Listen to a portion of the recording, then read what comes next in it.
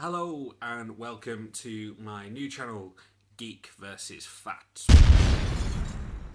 I've no idea whether there's any special effects there. That's Future Ash's problem. So this channel is a channel that I've been wanting to do for a while now. This is a channel chronicling my weight loss. Now, my name's Ash, just to give you a bit of background about myself. I've just turned 26 years old this weekend, just gone. I'm on the wrong side of 25. And I've come to the realisation that I need to seriously change my life. And that might sound quite drastic, but when I give you a bit of a rundown of why I'm doing this and my past, hopefully you'll understand. So, just to give you a bit of background about myself, I can't actually tell you, full disclosure, what my actual weight is now because I don't have any scales. That's a major problem for somebody trying to lose weight. So, Future Ash is going to go and buy one, and we will cut to a clip of that so we can find out. Morning everybody. So I've now got some scales. It's Saturday morning, so excuse the tired face. It's Derby Day. So excited. Now what we're going to do is going to do the weigh-in. I'm extremely nervous about putting this weight out in public, I'll be completely honest with you. So the first thing that I'll start off by saying is the highest that I've ever knowingly been has been 27 stone. I know that might sound extremely shocking to some, and it is. But that's what I've been for years and years and years and years, which needs to change. So, in terms of body weight, I feel that this is the biggest I've ever looked. So whether it's the biggest that I've ever been, I'm not too sure. So let's see. We're gonna do it maybe every week. You don't want to keep doing it every day because you'll get paranoid about it, and things fluctuate. So we're gonna do it every week. I'm gonna do it every Saturday morning, just to keep it consistent. When I've been up, I've heard that if you do it every morning when you've been up to the loo, that's the best time because it's your true body weight. You've not had any food or anything like that. Whether that's true or not, I've no idea, but we'll give it a go. Okay, everybody, so here is the moment of truth. Okay, so that's going to be very shocking for some people, like I said, but it's pretty much what I expected. So let's go back to Ash and let's tell you what we're going to do about this. So let's treat it like The Sims. What's our lifetime goal going to be? Lifetime goal is going to be that I want to lose 10 stone. Now, for anybody that doesn't know me personally, that might seem not drastic as such, but that might seem quite a hefty goal. Anybody who knows me knows that this is a big goal, and it's something that for me is still not going to make me in the normal range. So it's a lifetime goal. Now, what we're going to have along the way is we're going to have little achievements, little milestones that we're going to pin up there. We're going to see if we hit them. If we do, we'll mark them off. If not, we're going to try extra hard to hit those with your help. So in terms of my mini goals that we'll set, the first mini goal for the next, let's set it at 2 weeks. The next 2 weeks, I want to lose weight. Now, I know that might seem like a really small goal, but for me, losing weight will be the first hurdle. Now, how am I going to go about doing that is actually going to be the beginning of changing a lifestyle of habits and of the biggest things for me. Now, those two big things are chocolate and bread. I've never eaten sweets. I've never eaten. I very rarely eat crisps unless it's with a sandwich because I'm northern. So the chocolate is the biggest. Now, chocolate, I'll have one in the morning if I go to the petrol station or if I go to the shop. I'll have one after lunch, even if I've had one in the morning, and save for the evening. And at a weekend, if it's around, I'm going to eat it. That's my biggest problem. So what I'm going to do for the next 2 weeks is it's gone. I'm not going to have any. No cheat days. It's gone. And with bread, that's probably going to be the same again. I'm going to try my best to get rid of the bread for the next 2 weeks. Other than that, it's just going to generally be controlling portion size.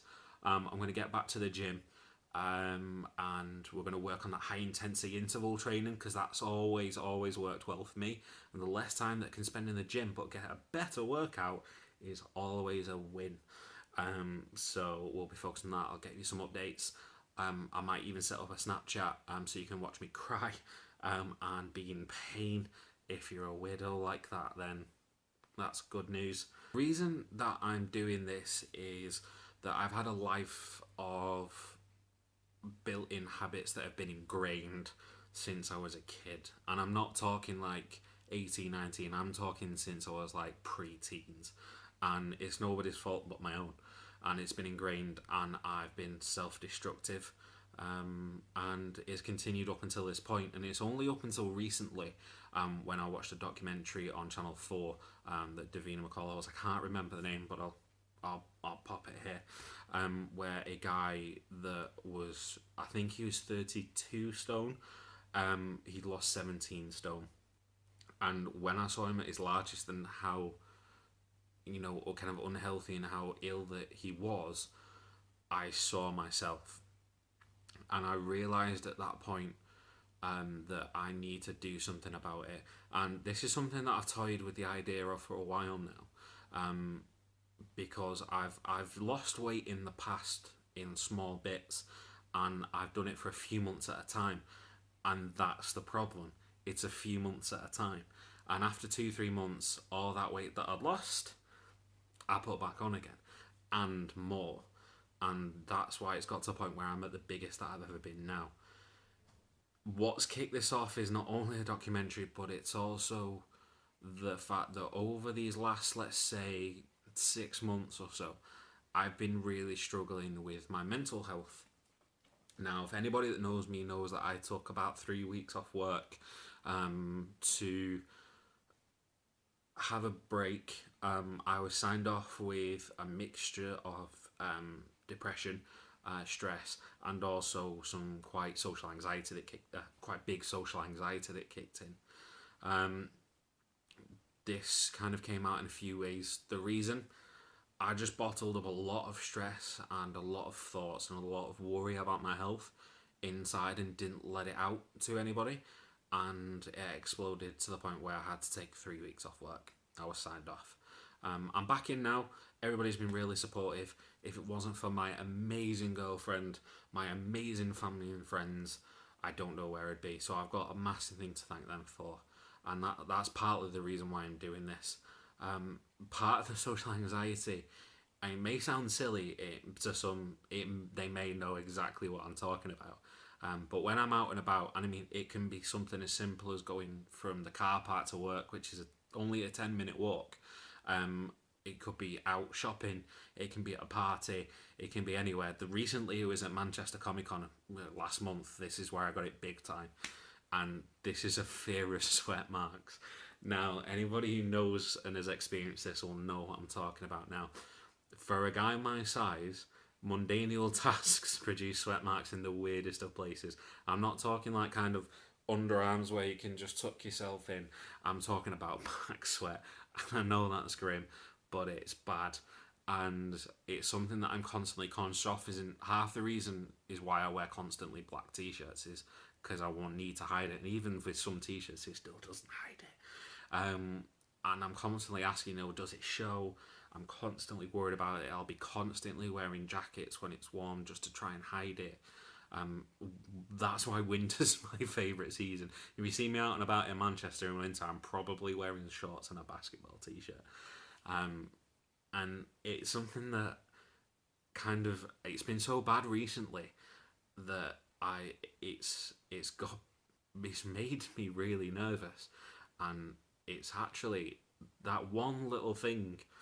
Little things can constantly stack up, and one little thing will be the one that will topple the tower, and that has been the one that's done it for me. Jenga. So that's the reason for this. And the other reason for this is that I need your help. How can you help? Is following, liking, sharing, subscribing, asking questions, praise, constructive. Any help that you can give in any way, shape, or form will be taken, and it will be greatly appreciated, because this is what will keep me going. This will stop me relapsing in 2, 3 months and falling into old habits. And that's what I need. So I really appreciate you taking the time to watch this. If you want to join, that'd be great. What you can expect from the channel going forward, we're going to do some update videos. Not every day. It's probably going to be maybe 2 a week, hopefully. Updates from home, updates from the gym. We're going to be talking about any feelings that I have. You'll probably see some emotional breakdowns. That's always fun to watch for some people. You know who you are. There's going to be lots of good times. We'll do some maybe meal ideas. We'll do some recipes. I want to get some Q&As going. I want some of my friends who have also lost weight, some friends who are amazing with nutrition. I just want to get them to come and join and hopefully do some videos with me. Maybe even at the gym we can get one of the personal trainers, maybe grab a few minutes off them. They seem like nice guys, so hopefully they can do. And let's start the journey. If you can join and help, again, what can I say? It's greatly appreciated.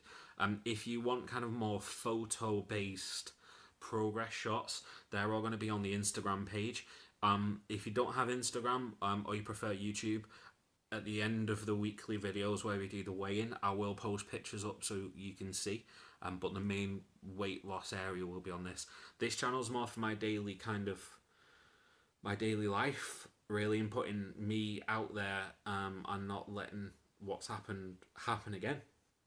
And again, it's Geek versus Fat.